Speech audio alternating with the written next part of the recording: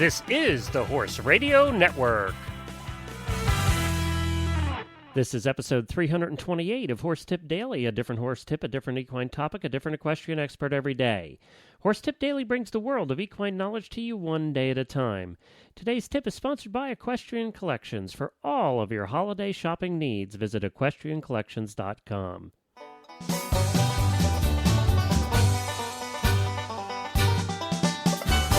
Howdy, I'm Glenn the Geek back with you from Lexington, Kentucky, and you're listening to Horse Tip Daily. Well, today we have with us a new person that has not been on Horse Tip Daily before. Her name is Tanya Cubitt. She is from Performance Horse Nutrition. Going to talk a little bit about horse nutrition today, and we're going to have her on. She was a guest on the Jumping Radio show last week, episode number 34, and she did a segment on nutrition that we thought you would enjoy. So if you did not hear the Jumping Radio show, you'll be able to hear Tanya talk about nutrition right here on Horse Tip Daily as well. If you want to hear the rest of that episode of the Jumping Radio show, you can visit jumpingradio.com, episode number 34. But right now, I just wanted to remind you that Christmas and the holidays are coming, and you can find all the holiday buying gifts you need at equestriancollections.com. They have everything for you, for your horse, for your spouse, for your kids. Whatever you're going to need in the holiday shopping spirit, you can find at equestriancollections.com. We did a couple of shows with them over the last couple of years, and they have a ton of different gifts. We'll be doing another show here on Stable Scoop shortly, where we will be highlighting 10 recommended products for holiday gift giving from Equestrian Collections. But you can find all the products that you want and need at a price you can afford just by visiting equestriancollections.com. And now it's time for our new expert from the Jumping Radio show. Take a listen. Well, we're back, and we're going to be starting off this week with a new segment on nutrition and performance nutrition by Tanya Cubitt, who's a PhD, and she works for Performance Horse Nutrition, and she's going to give us a tip of the week on some of the basics of nutrition. So let's hear from Tanya. Well, Tanya, welcome to the Jumping Radio show. Thanks so much for joining us. I know you've got a lot to bring to the show and helping our listeners on the subject of nutrition. Thanks, Chris. I'm excited about sharing all of my nutrition tips with all of your listeners. Well, terrific. Let's start a little. Give our listeners a little bit of background, Tanya, about where you are and your company, Performance Horse Nutrition. I believe you're based up in Virginia. Correct. I am actually based in Virginia, and my business partner, Dr. Steve Duran, actually works out in Idaho. So the company is based out of Idaho, but I'm lucky I can work from Virginia. Now, listeners will soon pick up that you don't have a Native American accent. You're actually from Australia. So how did you make your way to the States and to get into nutrition? Yes, I am from the Deep South. I'm from Australia, and I came over in 2001 on a Rotary scholarship and went to Virginia Tech and did a master's and PhD under Dr. David Crumfeld and Dr. Ray Gore, and was very fortunate. They have a wonderful facility there, did a master's in growth and nutrition, and then my PhD really focused on reproduction and nutrition. So everything around nutrition. Everything around nutrition, and that's where your world evolves. So you are the right person to come on the show and share with us some tips, really, because it's such a complex subject. So I thought we'd start, Tanya, with some of the basics that everybody needs to consider, no matter what they're using their horse for. Yeah, I think that's exactly the place we need to start. I give a lot of meetings around the world, and everybody seems to want to make it far too complicated. But I think if we understand the basics, then we are better able to develop a good feeding program.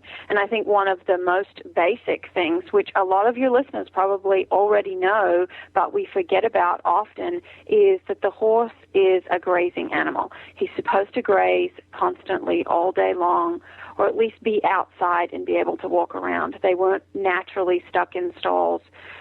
They didn't stand in the one place all day and I always joke and say they didn't actually eat on buckets hanging on trees. They ate off the ground. And for me, that's an important part of the natural digestive tract, is for him to have his head down. A lot of people have issues with choke, and that's one of my first recommendations, is for the horse to put his head down. They didn't eat what I call aesthetically pleasing dairy pastures. They ate more native grasses. So I think that's a really important factor that a lot of people forget about. I think that we have changed what we do with horses. They originally lived out on the prairie and didn't do a lot, just ran away from predators. Then we moved into using them as workhorses, made them go to war, and they actually worked quite hard. So we realized that the forage that they were eating didn't give them enough nutrition. We started adding cereal grains because that was the energy source we had available to us. And now horse nutrition has evolved, and it is really a moving target. There's always something new happening. But now we've evolved to bagged feeds that, if we choose the right bag of feed and we follow the directions on the back of the bag, we shouldn't have to add a lot of extra things.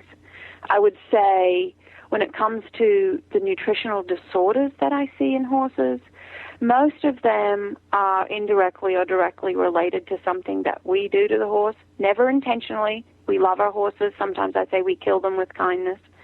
But they have to fit into our schedule. They are at the mercy of what we have available to us, what we can afford, and especially when this comes down to forage. If we live in a more built-up area and we have to board the horses and there's less pasture access, or they have to share with multiple other horses, then it becomes really important that we give them enough forage. And what is enough forage? General rule is about 1 to 1.5% of the horse's body weight. So for a 1,000-pound animal, if the horse has got limited access to pasture, they should be eating at least 10 to 15 pounds of hay. And some people say, wow, that's a lot of hay, but that's a bare minimum. So they are some of my basics. Well, all important to remember. To consider, just those fundamentals, really, because that gives you a base on which to build your nutritional program depending on the level of performance and activity in a horse, I guess. Yes, it certainly does. I mean, it doesn't matter where I'm speaking or to whatever group. If you don't take anything else away from my seminars, it's that forage is the most important part of the horse's diet. And that's why I always start with the evolution of the horse. That's what he's supposed to eat.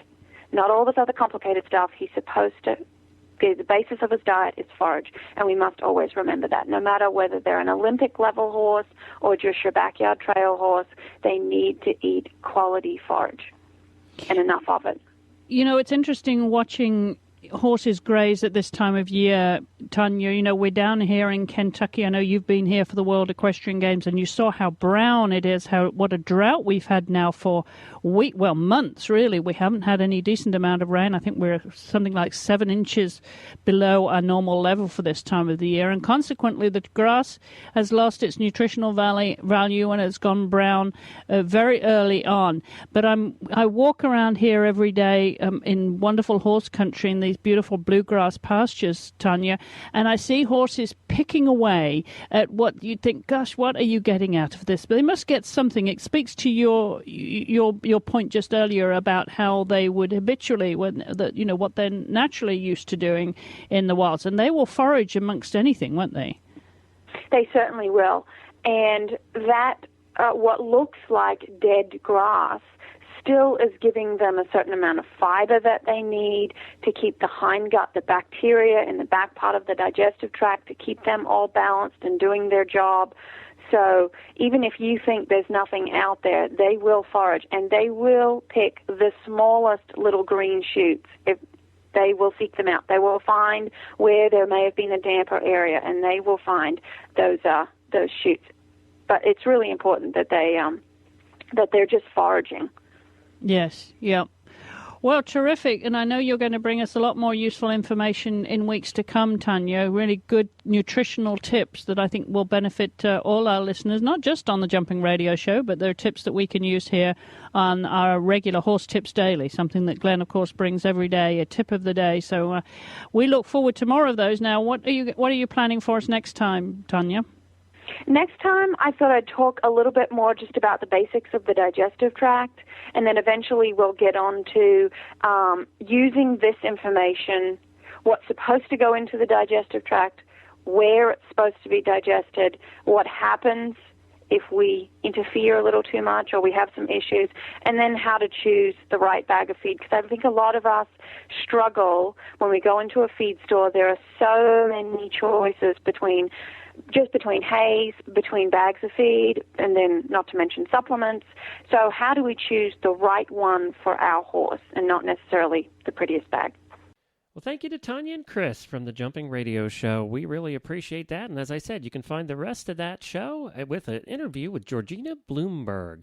If you know anything about jumping, you know she's a up-and-coming young star in the jumping world and daughter of Michael Bloomberg, mayor of New York City. So you can listen to all that at jumpingradio.com. Thank you, everybody, for listening. We appreciate you being here. We'll be back again tomorrow with another new expert and a different horse tip. Until then, stay safe, everyone, and wear that helmet. The Horse Radio Network and the Horse Radio Network hosts are not responsible for statements of guests or their opinions. Use your own judgment when listening to the tips provided by the experts on Horse Tip Daily.